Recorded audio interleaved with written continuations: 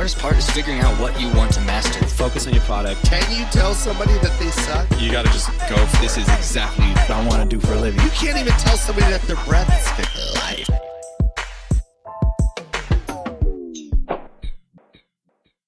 Let's talk about the injury. Yeah. That happened at practice? That was USA practice, USA basketball practice. And take me through, like, from your perspective, what happened. So I'll give you a rundown on the day. Yeah. And how and why I made that play. So I felt good. I felt good. The whole camp, I felt good. I felt like I had a good camp. I shot the ball well in camp, at practices. When the injury happened, that was the scrimmage. But 3 days prior, we practiced. So I felt good. I had a good camp at practice. This was after year 4 that I just had a really good season again. Took LeBron, I think, that year to 7 games, and they beat us. But it was toe-to-toe with them. Yeah. So that summer, I was like, man, I'm ready. Yeah. I'm like ready. Next year. The team is behind me. Yeah. We're veterans now. We've been through this battle 3 times now, going to the playoffs. So I felt ready. And I had a good camp. The day of the scrimmage, I felt really good. Came out, we shot around before the game. I was making everything. The ball just felt great. I felt really good about the scrimmage. I felt good. I felt like I was going to put on a show. Yeah. We get to start playing, and I'm, like, missing everything. I'm bricking shots. Like, I can't buy a basket. So in my head, I'm like, all right, I got to do something that's going to make a staple in this game. I got to do something that's going to be iconic or something that's going to make me feel good. Yeah. Say that, I'm playing my ass off right Yeah. here. So it was a turnover. The ball gets thrown up to James. I see James. He's a little bit ahead of me, but I know I could track him down. He goes up for a layup, and I go to try to go get it. I've made this play hundreds of times in my career where a guy lays it up. I come from behind and pin it on the glass. I made that play hundreds of times. Mm-hmm. So that's what's going in my head. That's the play I got. So I go up. I think I do actually block it. I block it. I come down, and the basketball stanchion, say this is the stanchion, and the court hangs out. It was close to the court where it shouldn't have been. Uh-huh. It should have been pushed way further back. I go up, I block it, I come down, I hit the stanchion, and I just fall. At that point, I don't feel anything. I try to get up, and like I can't get up. My leg, the other leg wasn't working. Yeah. So I look down, and I'm like, it snapped. Like I seen my bone. I seen the bone. And it was just rough, man. It was just tough. I can hear the crowd go, like I hear the gasp. I hear them talking. I see people pointing, like everything. Honestly, literally everything slowed down and everything just stopped. Were you even in pain, or I wasn't in pain. It was a shock. My body just went into shock. I didn't feel nothing until they came over and picked the leg up to put it on the stretcher. That's when the pain came in. Yeah. I mean, for me, like that type of stuff, like seeing bone and crooked arms and like that gets me. Like I'm okay with pain, but like if I look down and saw my leg sideways, I feel like I would probably pass out. It was tough. I mean, I have a really high pain tolerance, so like I wasn't bothered by the pain. Mm-hmm. It was just. But didn't make you like nauseous or anything?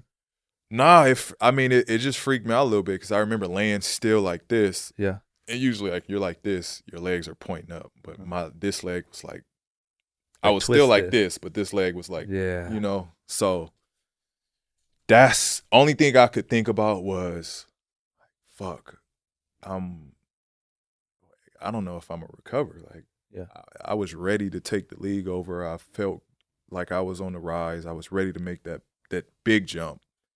And I'm hurt. I'm injured.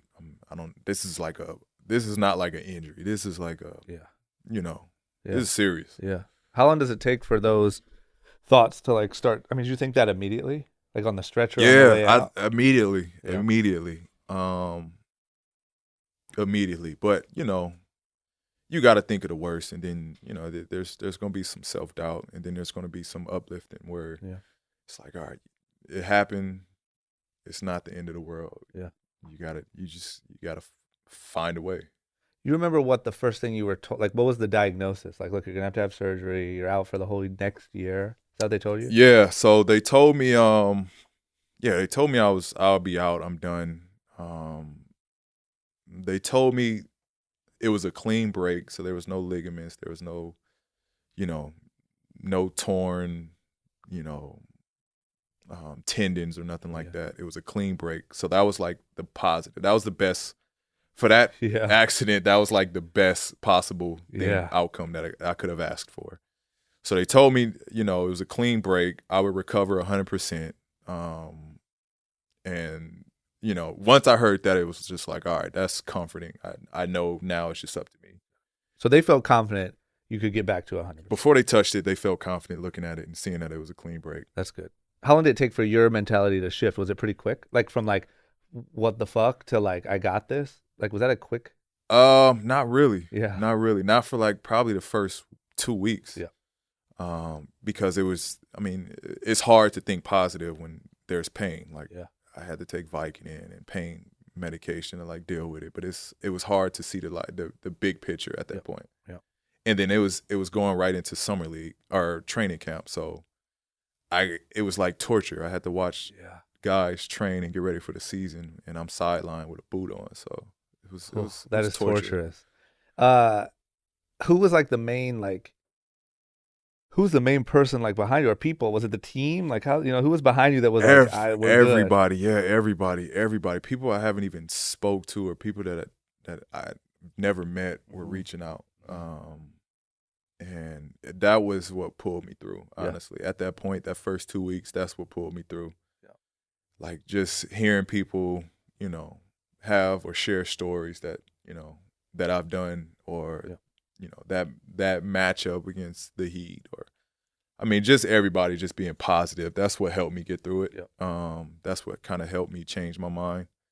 And then, like, after that, that's when I started. I started probably rehab 3 weeks in. And that's what kind of felt good, that I was actually being able to move and do some stuff. Yeah. It was nothing basketball-wise, but I was able to, like, lift, and, like, that kind of took my mind off stuff. Yeah. And what's that process? You just slowly, just like anything else, I guess, but you just slowly try to build the muscle ups, be able to put some weight on it, be able to shoot a basketball again. Like, is that just grinding it out? It was just grinding. It was starting all over. It was honestly just starting all over, building everything back up again. Learning how to, how to walk, learning how to run, learning how to cut, how to jump, learning how to, just the small stuff I had to learn how to do. Learn how to, like, use my toes. Just everything was kind of like just starting fresh again. Yeah. And there was, once you got started, you were pretty focused on, like, you didn't have like weak moments of like, fuck. No, I had some low moments. I had some moments where, because, with that kind of injury, you have good days and you have bad days. Yeah. I've had days where it was like, all right, another 2 weeks and I'm back. Yeah. And then I had days where it was like, all right, man, just leave my leg alone. Like, let my leg heal on its own. Like, we'll come back and we'll rehab and do this process later on when the leg is ready for it. Yeah. And I just, I'm thankful for the people I had in my corner, because they were like, they weren't pushing me to the point where I shouldn't have been pushed. Yep. They were positive. If I've done all the work and I stick with this program, that I'll be back. Yeah. It's hard to do in that situation, I think, to like push someone the right way. Yeah, it's with the body, it's hard to be pushed, and it's hard to have that trust in people. Mm-hmm. But, I trusted them, and sure enough, they had me playing. I played that year. I played 6 games. Yeah, that's crazy. That season. Did you feel super like sketchy? One of my worries when I watched that, when I saw that happen, was I was just like, that plays a mental game on you. And then when you start back, you're like, now you're a little scared, or maybe like running at the rim or whatever. Yeah. Did you deal with any of that? Hell yeah. I played 6 games, and that was in April. I played April 1st, April Fool's. I would not. I'd be like, no, I'm not taking any chance. Crazy enough, April Fool's against the Heat was the game. Yeah. And like, people that watched it knew I was not 100%. Yeah. But that was part of the rehab. I needed to put my leg through that kind of stress and force. Yeah. But that was April 1st. I broke my leg in August. So that's about 8 months, 9 months, 8 months. What people don't know is I was practicing full-on contact in February.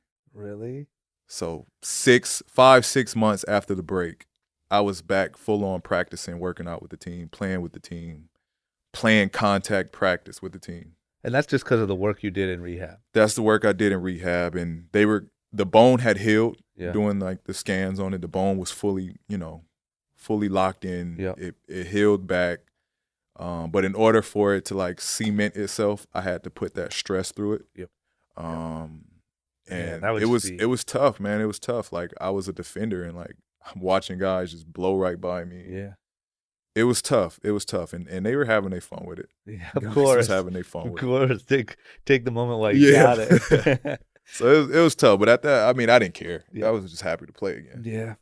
Guys, if you like that and you want to see more like it, as well as vlogs, other web series, and all the random stuff that I'm doing here on YouTube, don't forget to click that subscribe button. You won't regret it, I promise.